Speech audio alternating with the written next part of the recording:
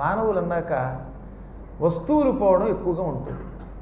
ఒక్కొక్కప్పుడు వస్త్రాలు పోయి, ఏ ప్రయాణమో చేస్తుంటే సూట్ కేసు పోయిందని, ఆ మధ్యలో ఒక ఆయన పాస్పోర్టే పోగొట్టుకున్నాడు. ఇలా ఏదో ఒక వస్తువును పోగొట్టుకుంటూ ఉంటారు. కొంతమంది ఆస్తులు పోగొట్టుకుంటూ ఉంటారు, కొంతమంది పరివారాన్ని పోగొట్టుకుంటూ ఉంటారు. మా ఆయన వెళ్ళిపోయి ఇప్పటివరకు రాలేదు, 25 ఏళ్ళు అయింది, మా ఆయన బతుకున్నాడో లేదో చెప్పను నా దగ్గరికి వచ్చేవాళ్ళు ఉన్నారు. భర్త 25 ఏళ్ళు అయింది కనబడ్డం, భార్య వెళ్ళిపోయింది కనబడదు, పిల్లలు ఇంట్లోంచి పారిపోయారు కనబడరు. దీనికి ఒక అపూర్వమైన మార్గం చెప్పారు. ఇది చాలా జాగ్రత్తగా వినవలసిన అపూర్వమైన కాదనమాట. ఒక వ్యక్తి ఇంట్లోంచి వెళ్ళిపోయాడు అనుకోండి, వాడు రావాలంటే ఇప్పుడు నేను చెప్పే కథ వింటే ఎంత తొందరగా వస్తాడో మీకే తెలుస్తుంది. బతికుంటే మాత్రం వచ్చి తీరతాడు. వస్తువు పోతే ఆ వస్తువు తిరిగి పొందే ఒక మార్గం ఉన్నది. ఆ మార్గానికి స్వప్న హనుమన్ మంత్రము అని పేరు అన్నమాట. కలలో హనుమంతుడు కనబడి ఏం జరుగుతోందో చెబుతాడు, ఏం జరిగిందో చెబుతాడు, జరగబోయేది చెబుతాడు, ఇప్పుడు జరుగుతున్నది చెబుతాడు.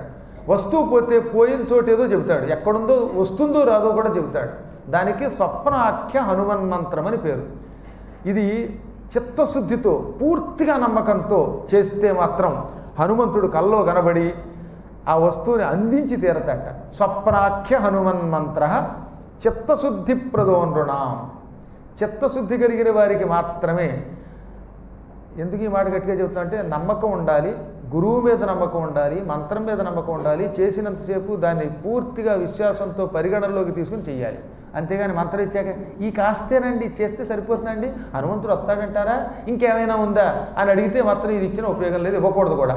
నదేయో భక్తిహీనానాం, భక్తిహీనుడికి ఇది ఇవ్వకూడదు. కదాచిత్ ప్రాణ సంకటే, ప్రాణం పోయినా భక్తి లేని వాడికి ఇవ్వకూడదట. అందుకని ఇప్పుడు నేను ఊరికే మంత్రం చదివినా అది ఉపదేశం అనుకోకండి, ఆ ఉపదేశం పొందడానికి విడిగారండి. ఎందుకంటే ఇదే ఉపదేశం అనుకుని ఇక్కడ చేయడానికి అధికారం లేదు. గురువుగారి దగ్గరకు వచ్చి ఇది నేను సంపూర్ణమైన భక్తితో చేసుకుంటానంటే తప్ప ఇవ్వకూడదన్నారు అనమాట. ఆ మంత్రం మాత్రం పైకి చదువుతాను, చదవచ్చని శాస్త్రం కనుక. కానీ మీరు జపం చేసే ముందు గురువు ఉపదేశం లేకుండా చేయకండి.